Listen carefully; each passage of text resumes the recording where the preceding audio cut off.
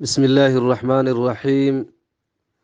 الحمد لله رب العالمين، والعاقبة للمتقين ولا عدوان إلا على الظالمين، وأشهد أن لا إله إلا الله وحده لا شريك له، وأشهد أن محمدا عبده ورسوله. أما بعد، وفي موسم من مواسم الحج قصد البيت الحرام نفر من قوم زيد. أحبتي في الله، waxaanu ku soo jirnay kitaabkeeni suwaru min xayaati asaxaaba ridwaanullaahi calayhim ajmaciin. waxaanu soo gaarnay darsiga 115 ee kitaabkeenna. waxaanu dhexda kaga jirnay qisadii zayd bnu xaarisa. waxaa noogu dambeysay aabbihii oo daalay oo meel walbaba ka raadinaya wiilkiisa, welina war iyo wacaal midna aanan helin, aadna u walwalsan oo murugsan, iyo hooyadiisu oynaysay inoogu dambeysay. wa fii mowsimin xilli oo min mawaasimi alxaji, xajka xilliyadiisa ka mid ah, xilliyadii xajka lasoo aadaya xilli ka mid ah.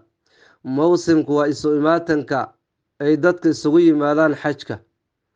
ayuu qasada usoo qasdo uu soo aaday albeyt alxaraama, kacbadii waxaa soo aaday nafarun koox oo min qowmi zaydin, zayd bnu xaarisa tolkiisii dadku ka dhashay, qoom iyo ummad ka mid ah, jamaaco ka mid ah xajka soo aaday.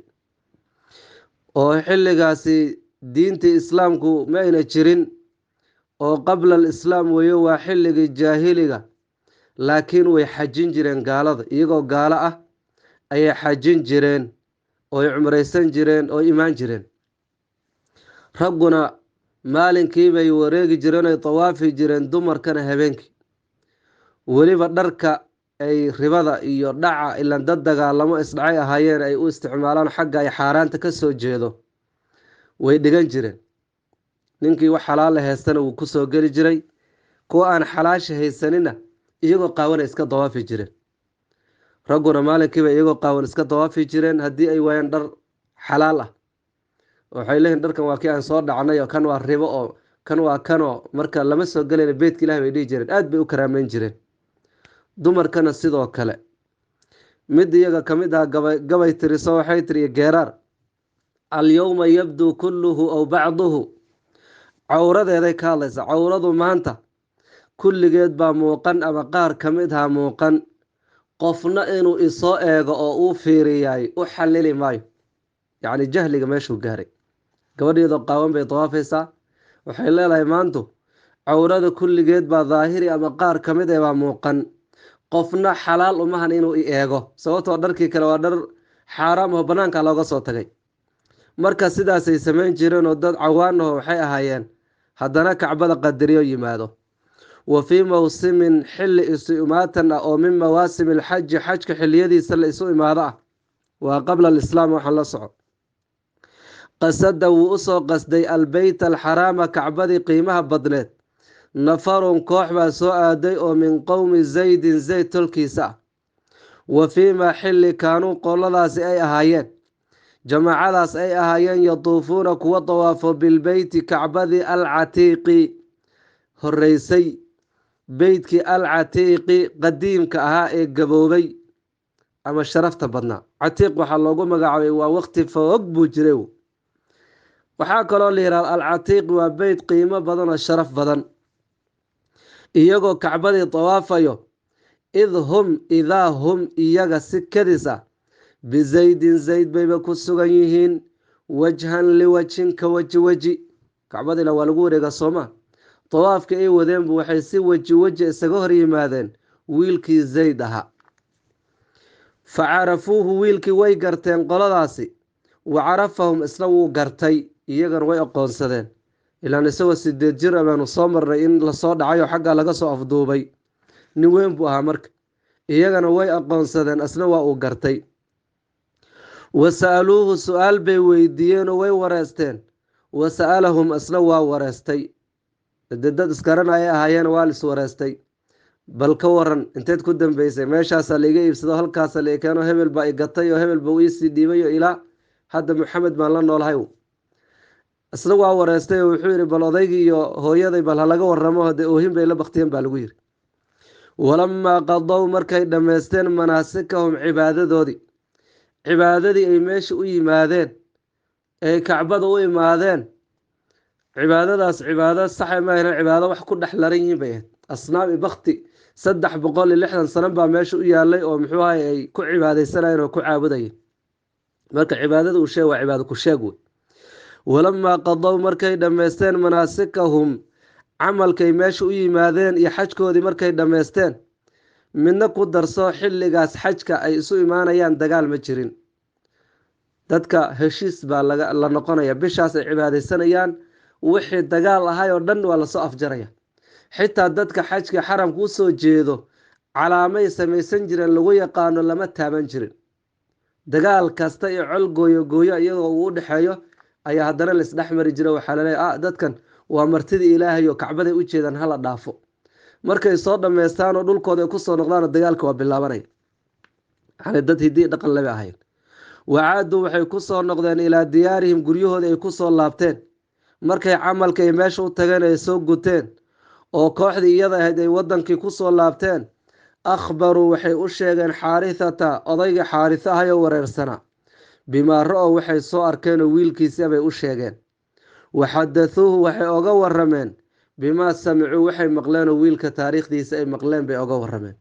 qiyaas marka odaygaas inta uu farxayo, ninkii daalay oohin hooyadiisna ay ka daashay, yacni xaaskiisana oohin ay ka daashay, asna safar uu ku daalay oo adduunka meel walba soo maray, haddii layidhi wiilkaada maba kaa dheero kacbadaasuu iskaga cibaadaysanayaa layidhi, aada buu u farxay. famaa asraca maxaa ka degdegsinyo badan an acadda baadi waxaa layidhi waa la heli lahay meeshay jirtay baan laga doonin. shayga baadida haddii meeshuu jira loo raadin lahaa waa la heli lahaa, laakiin meel kalead ka raadinaysaa sooma. famaa asraca maxaa ka degdegsinyo badan an acadda inuu soo diyaarsaday xaarisa raaxilatahu hashiisii gaadiidkiisuu soo diyaarsaday. waxamala wuxuu soo ximbaaray min almaali xoolaha xaggooda iyo hantida xaggeedana maa xooluu soo ximbaaray yafdii uu ku furanayo bihi maagaba falidata alkabid beerka gobol ka mid iyo jeexiisa wax uu ku furto ayuu horey usoo qaatay. fildat alkabid waxaa la yihahdaa beerka qeyb ka mid ah oo loola jeedo caruurta iyo ilmaha qofka u dhalay. waa beerkiisi, yacni xibnaha baniaadamka meelaha ugu qiimaha badan waa beerka sooma, beerkiisi jeexiisa. sidaas daraaddeed waxay dhihi jireen inamaa awlaaduna akbaaduna tamshi cala alard, ilmaheenu waa beerkeenna oo dhulka dushiisa ku socday dhihi jireen. waana sax weeyo, ilmuhu wax aada loo jecel yahay wey, waa nicma ilaahay uu bixiyo subxaanahu watacaala. famaa asraca maxaa ka degdegsinyo badan an acadda xaarithatu inuu soo diyaarsaday raaxilatahu gaadiidkiisa, waxamala uu soo ximbaaray min almaali xoolaha xaggoodana maa xoola uu soo ximbaaray yafdii bihi uu ku furto falidata alkabid beerka jeexiisa uu ku furto. ilmihii baa laga wadaa wiilkii zayd aha. wa qurata alcayni isha qabowgeeda iyo qabowsigeedana uu ku furto. isha qabowsigeeda waxaa laga wadaa un wiilkaas zayd baa laga wadaa, wiilkaas zayd ah ayaa laga wadaa. waa ilqabowsi, ilmuhu indhaha ku qaboobi, qalbigaada ku degi. yacni qofka ilmo dhalay waad aragteena waa ka naxariis badan yahay qofka kale.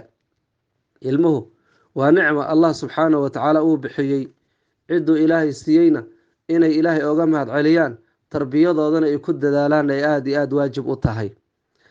ducada dadka ahlu jannaha ee cibaaduraxmaanka waxaa ka mid ahaa rabbanaa hab lanaa min aswaajina wa duriyaatina qurata acyun wajcalnaa lilmuttaqiina imaama. wa saaxiba macahu waxaa la saaxibay oo odaygan xaarisa soo raacay akhaahu walaalkiisa kacban kacab ahaa. markuu safarka soo aadayey wuxuu horey usoo watoo soo raacay walaalkiis kacab ahaa. wandalaqaa way soo baxeen macan xaal ay yihiin kuwo wada socdo, yuqidaani xaale ay yihiin laba dadejinayo assayra socodka, iyagoo socodka soo dadejinayo. ilaan odaygii daalay haddii layidhi wiilkaadibaa xagga jooga xiisaa ka badatay, si aan caadi ahayn buu u socdaa. wandalaqaa way soo baxeenoo macan iyagoo wada jira, yuqidaani xaale ay yihiin laba dadejinaya assayra socodka, iyagoo socodka dadejinaya soo baxeen. naxwa makata maka xaggeedii bayna soo aadeen oy usoo degdegeen. falamaa balagaa markay soo gaareen haamako dakhalaa waxay usoo galeen calaa muxamedi bni cabdillaah, muxamedkii ina cabdullaahi ah bay usoo galeen. waxa magacaas muxamed bni cabdillaah uu leeyahay sheekhu hala yaabin oo weli nabigu sala allahu caleyh wasalam nabinimadi waa u dhiman tahay, weli nabigu nabi lagama dhigin. muxamed bni cabdillaah iyo muxamedulamiin magacaasaa loo yaqiinay. marka maadaama qabla nabiy yacni qabla alislaam ay tahay oo qabla albictha ay tahay, magacii xilligaas loo yaqiinay buu kuu sheegaya. amaa hadda inaad dhahdo muxamed bni cabdillaah adoo nabiga ku salinaynin, waxaa weeye waa wax aan la ogoleen. ilaahay subxaanahu watacaala uu naga reebay nabigu inaad muxamed iska dhahdo sidii qof caadi oo kale ah, lama ogolo.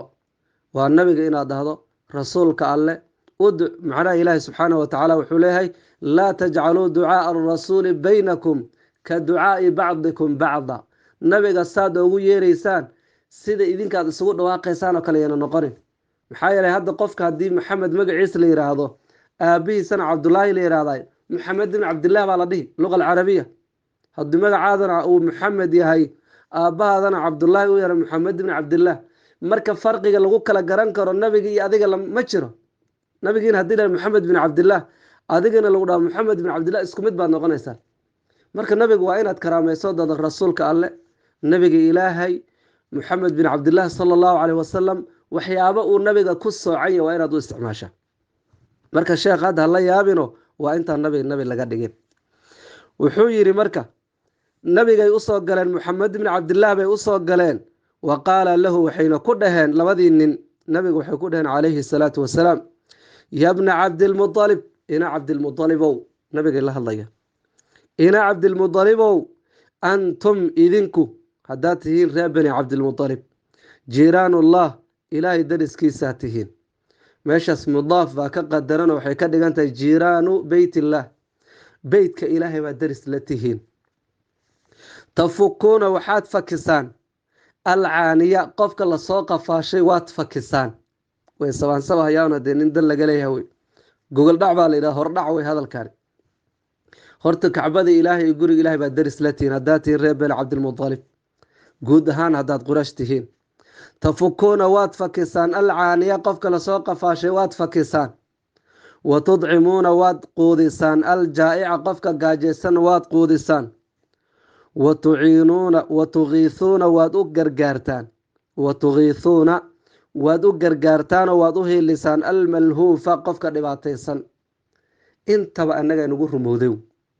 wiil baad naga haysataan oo nalaga soo qafaashay, dad musaafiriin oo gaajaysan baynu nahay, dad la dulmiyey oo wiilkoodii xoog looga soo qaatay baynu nahay oo muxuu duruufaysan. nimo yahow inaad noo hiilisaan ayaan u baahannahay, khaasatan adiga nebi maxamedow inaad noo hiilisaan rabnaaw. oo nabigu sala allahu caleyh wasalam xilli hore ayaa waxaa jiray shir ay galeen dadkii deganaa qurayshtii deganeed maka, waxayna ku heshiyeen inaan meeshan qofna lagu dulminin. shirkaas waa kii nabigu uu dhihi jiray markuu nabiga noqday kadib, haddii shirkaasoo kale xilful fuduul baa la dhihi jiray, haddii la iigu yeeraay maanta waan aqbali laha buu yihi nabigu sala allahu caleyh wasalam. maxaa yeelay shir aada u qiimo badan, walow dadka dejiyey ee shirkaasi go-aamiyey gaalaba ha ahaadeen, laakiin waxa looga hadlay oo lagu gaaray meeshaas wax aada u qiimo badan bay ahaayeen. in qofkii laga garda